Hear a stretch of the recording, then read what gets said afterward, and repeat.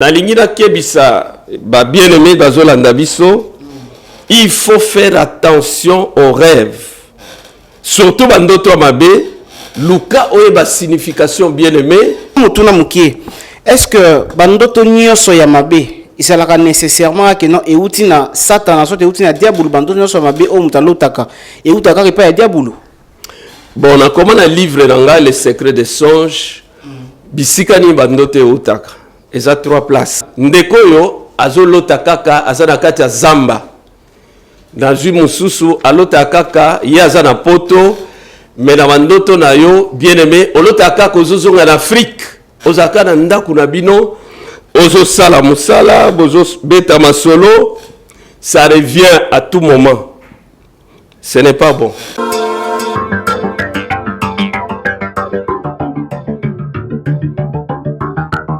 Voilà, merci. Vous avez belé na Katia Congo Suisse Télévision. Vous avez l'ambition partout dans le monde entier. Balobi, si ma camarade Luka qui yango yote, balobi soki boko kwa kuboma moto te botika ni yango yepele. Congo Suisse Télévision, balobi makambo zande awa, balobi bande kona biso bozola na biso partout dans le monde entier. Tout ça bongo na Katia Congo Suisse Télévision. Je vous demanderai de vous abonner massivement. Vous s'abonner, balobi.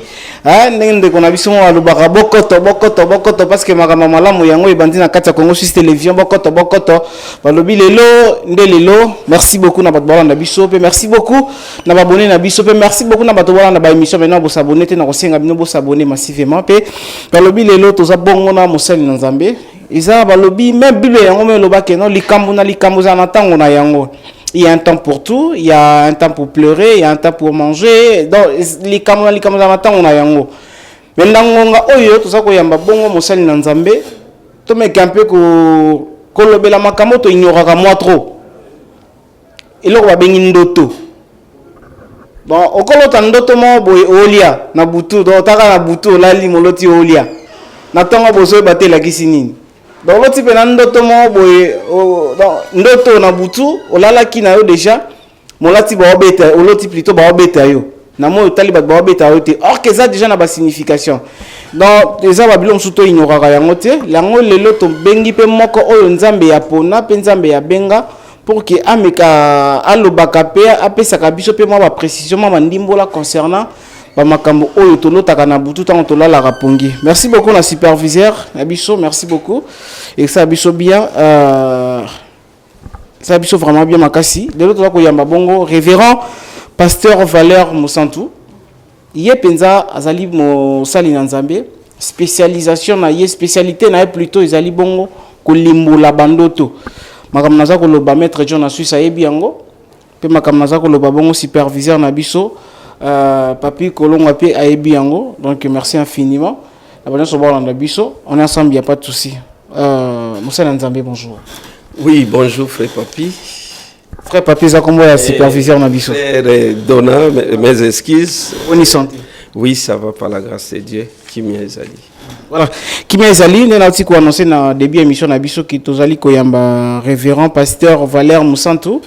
Ozali bongo mutu oyo ozali na don ya kolimbola bandoto oyo tolotaka na babutu et makambo lekaka ndenge nini. Merci frère Donan.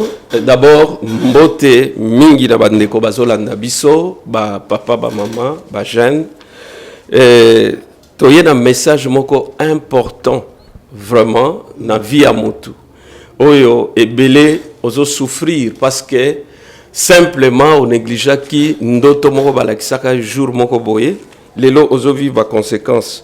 Alors otuninga frère Dona soki to limolaka comment eleka comment et ça difficile hein, et ça difficile domaine au abasonge ça il faut qu'on soit temps pour comme la maturité ya ko aider bato bien.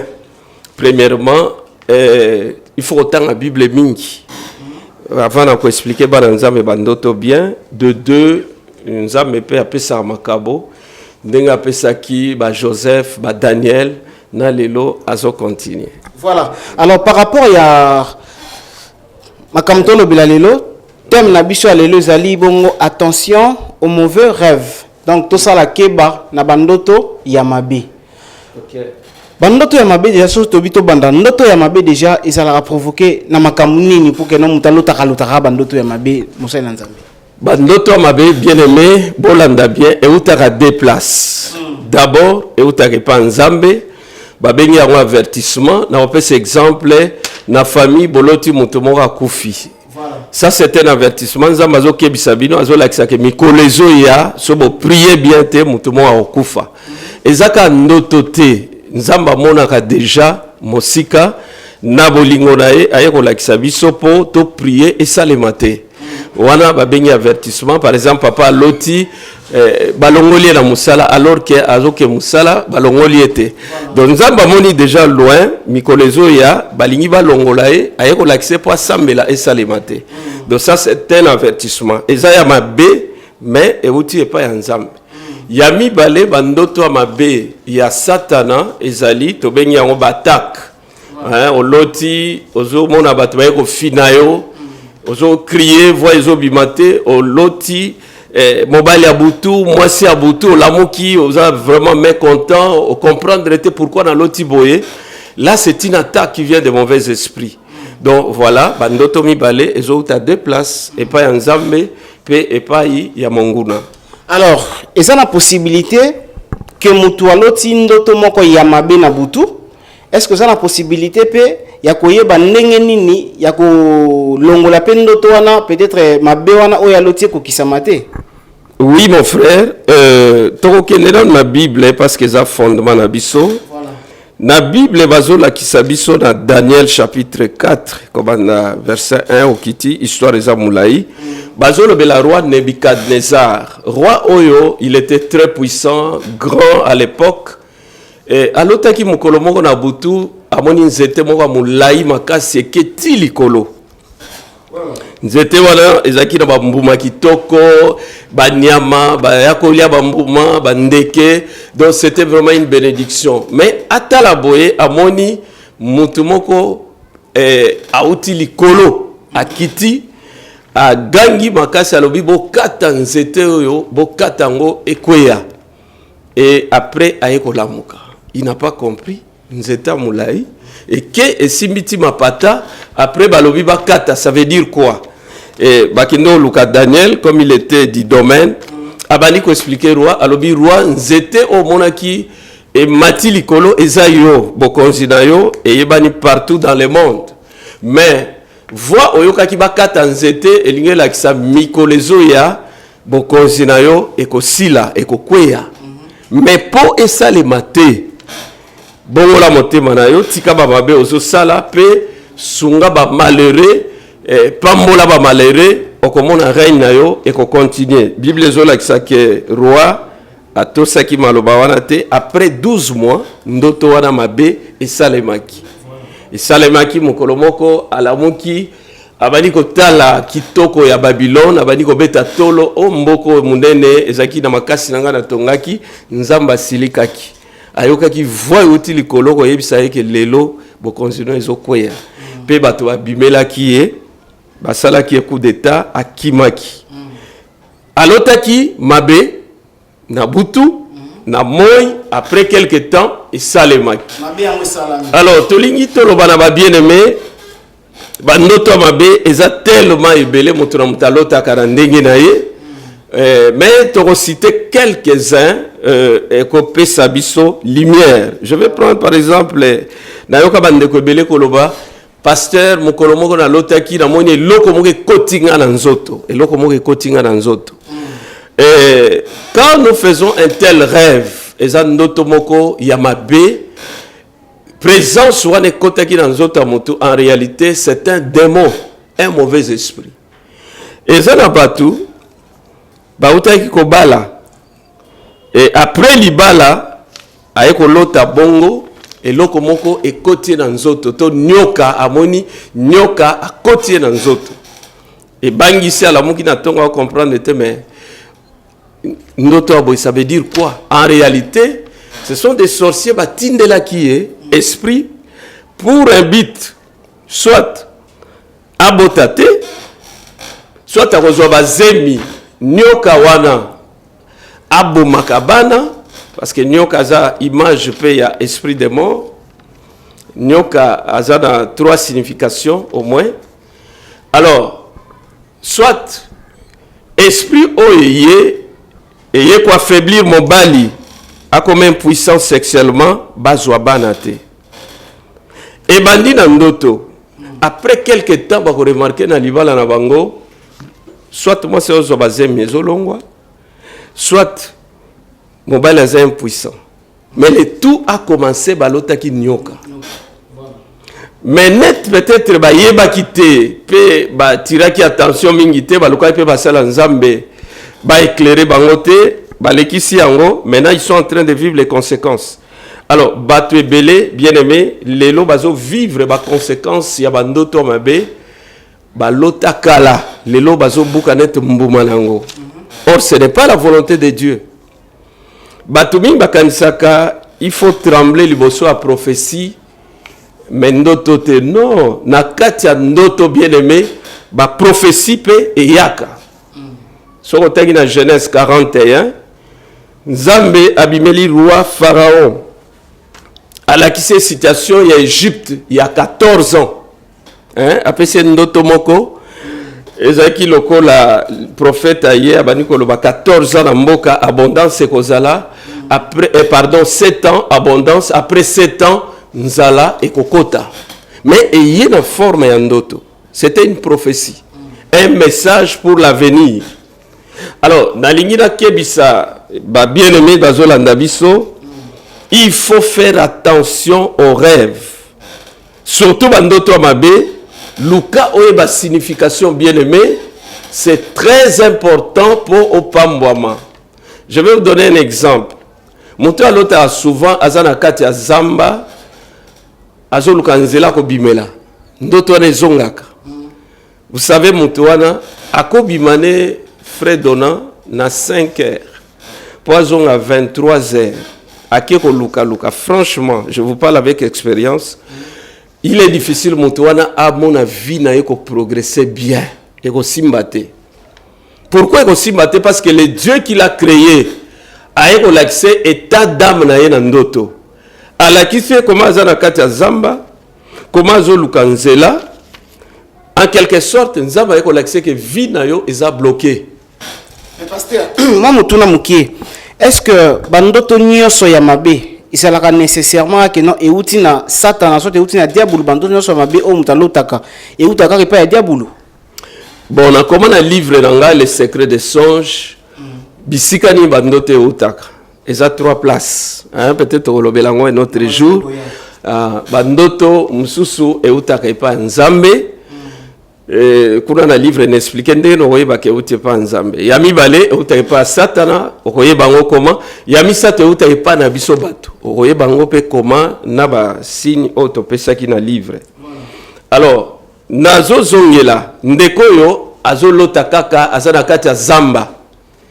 Dans une mususu alota kaka yaza na poto mais na bandoto na yo bien aimé olota kaka ozozonga en Afrique ozaka na ndaku na bino ozo sala musala bozo beta masolo ça revient à tout moment. Ce n'est pas bon. Asi alongwa kala ndenge nakutana ndeko moko alobi pasteur na ya poto kala nanu na lota ndoto a poto te asala plus de 5 ans. Alors ta kaka zonga en Afrique. Et ça quand ndoto te. Ya zonga mkomusu neti baje. Oui, ndenge ba msuna ndenge kindoki bazongi ça va en Afrique. Alors, et ça quand ndoto te. Pourquoi ça bazo l'action zonga en Afrique? To benga ngo esprit à recul. Donc ndekoyo ata sali befort rebelle, franchement c'est difficile makamune tambola bien. Okoyoka kaka la plupart ya batutu solo la balota ndoto aboye awe soka passer na ba problème bande ko bazwa ba papier na zwa kate musala na ngote en tout cas makambo etambola bien te. Pourquoi? Il y a des forces et benda kaye zongisa ke sima ezalo ko la ntabo batie na singa ata pusa di mokie a oke mosikate. Mais pasteur par rapport à maramozo loba en tout cas on a bien pasteur par force molimo ti ngana bien prophète. Parce que mon besoin le besoin comme un prophète balobaka. Alors tout le bac en quelque sorte, to go bien on appelle prophète. Bon, na linga okanga na bati traité, mais est-il que oeza aspect prophétique, hein, parce que dans la Bible, dans Nombre 12, pour Nzambe a lobaki na Myriam pe Aaron alobi tango na lingina lobela peuple et pas ba prophète na yaka na ba ndoto na ba vision. Donc domaine ya songe na vision normalement et ça domaine ba prophète. Donc voilà. Alors pour na suki ça ndeko ya lotaka azaka na kati ya zamba, il faut aluka délivrance pour vina ye fungwama. Ndoto wana eza démonter mutapesiye eza nzambe mutayeliye. Il faut passer à nzambe ba interpréter ya on a une interprétation eza la que ça que vine eza ko kangameza na blocage et ya ndenge moko na muta loti asa na kati ya libulu ndenge moko na muta loti asa na kati ya ndako azo luka bima mais ndako ko kangama place ko bimeleza te ndenge moko na muta azo tambola akuti na nzela kangami to a tambola na ndoto na ye akuti ebale munene moya continuer za te bandoto wana presque zo lobele loko moko blocage. Alors bien aimé, olota kamabe, peut-être olota amibali abutu, basi abutu, de toi-même il est difficile au bima. Bato surtout balota amibali abutu, basi abutu, il est difficile. Okobenga biso na 09 98. Tozo wana, moi mutuna mukezali. Siko sana bandoto mwa boyabe ngo bandoto général. Souvent bato balota kango kaka, olota bolali na yo moloto bato bolanda yo. Osoloto okimambangu elakisaka nini? Voilà, to benga on va songe fréquent. Donc bandoto moko presque batutu balotaka. Voilà. Alors, bandoto wana, je crois que ça les langues émission. Les lota na biso za muke, moi aussi ça m'a kamunyo seate. Kuna to ko expliquer, to ko tana domaine interprétation. Soko loti ndenge lobi wana groupe abatu ba benga na yo elingelo banini. Au moins un livre na zanango, to za 80 rêves. To ko tala interprétation. Voilà. To za 80 rêves et leur interprétation. Donc awa na moni hôtel zali yo moko valeur mosanto voilà ce qu'on a kati a toza ko trouver même ndoto lobi wana na kati zali bamsu balotaka bazo bengana zo kwa kokima bien te to expliquer nyonso wana musu aloti azan bilamba salité azama kolongulu to expliquer au moins 80 rêves ce que pasteur bandoto wana ndo sa ba interprétation ya ndoto ça que non se référera kana makomi ou bien chaque ndoto pena eye la kayo na mutu malama interpréter. Bon, tant on a luka na côté en profondeur. D'abord les ana bandoto à partir de la Bible, toutes autres interprétations, mais les ana mususu inspiration ya Saint-Esprit, mais les ana bandoto nous a m'expliquer ngango na ndoto, na kati ya ndoto expliquer yo. J'ai eu des explications aussi comme ça. Voilà. Voilà, rapidement quand on est passé à Outi Koloba, qui est l'autre pénal tout ça na matango mukie. En tout cas, vous allez brancher ce coach na Katia Congo Suisse Télévision. Vraiment, de temps à autre, vous allez retrouver le pasteur ici à Waka na Katia Congo Suisse Télévision à Kopé Sabino. Bandoto nyonso bo oyo lota na vie obosana oyo poza ko se rappel o polota ki lelo o polota lobitango la mungato tali émission o mona numéro pasteur ezali. Okobenga ye okopesa ndoto na yo a contrepéter yo voilà pasteur na habité moi liloba ya suka to komi na suka émission na biso moi liloba ya suka vaku to kabana na yo j'aimerais n'appeler bango pe numéro bien que bon comment parce que toyé karaboyo kabisote toyé ko debino eza musala to salaka 09 98 17 77 04 09 98 17 77 04 évidemment retient indicatif il y a RDC plus 243 donc voilà bengabiso na numéro oyo 09 98 17 77 04 Pasteur Valère to zozelayo obenga to koto na programme à délivrance parce que Nzambe alingi cette fois-ci obima na bandoto wana mabe okota na bénédiction na yo na kozwa par exemple limbisa par exemple bandeko balota mibali abutu mwasi abutu il est difficile yo moko ba esprit wana batika yo okolela même ya misezo bima ba kokende te qu'est-ce qui va se passer okosala 2 jours olota bango souté tellement prier mingi ndenge mingi bakata apongi akati pongi abandi ko prier makasi omona lali bien 2 jours 3e jour l'esprit avant babimi lisusu auto délivrance na ngo ezalaka te il faut ba délivrer yo il faut ba pasteur ba sambelela yo donc voilà bien aimé to yé pona yo Kwedeyo, tokotso na programme à délivrance, peut-être les appels à maladie tungisakayo mingi, Dieu nous utilise aussi dans le domaine de guérison. Voilà. Est-ce que c'est possible que non, yo opone la mutu bandoto que non, yo désormais à partir à l'élo dona qu'on est désormais, bandolo taka bandoto mo boka bakabela kombong? Non, non, tu as pouvoir wanate, nzambende, ayaka, obindoto, il faut respecter parce que senga qui a ngote, bon peut-être au senga la prière, mais modèle wanate. Nzamba ayaka donc, au kamwe, mais pourquoi yeko lakisanga, il y a un abisso, bakangiye, bakotie na prison makala. Pourquoi yeko lakisanga bon? Ton ndako grand frère, ezope la moto. Yo senga kite, mais aye yeko lakisa yo. C'est très important, il faut qu'on prendre en considération. Merci beaucoup, référent pasteur, je vous remets ça. Référent pasteur Valeur Mosantou, qui était notre invité d'aujourd'hui. Vous avez compris, il nous a parlé par rapport à la songe. Et ça, il faut que ça là vraiment que banaba songe yamabe. Ce que moni songe mo yamabe na butu, faut ça la que banango parce que kolanda oti na moi. Alors, ils en a moyen, il y a ko yeba ko boya songe yamabe au kati o yot lota ki na butu, anandila balosambo numéro nae. Et ça on a bo mekaye bo contacter ye, bo ko soyez moko bo solanaye. Alors bon ça a toujours branché ce coach na kati ya Congo Suisse Télévision. Bah monsieur Sali Kokota Sekokota, bah monsieur Zako Yasekoya, Ozara premier numéro to banina pasteur Valeur et le deuxième, troisième ainsi que beaucoup de numéros, ça viendra toujours. Moi je vous dis au revoir, retrouvez-moi dans une autre émission. Je suis Donacon de la presse. Bye, à la prochaine.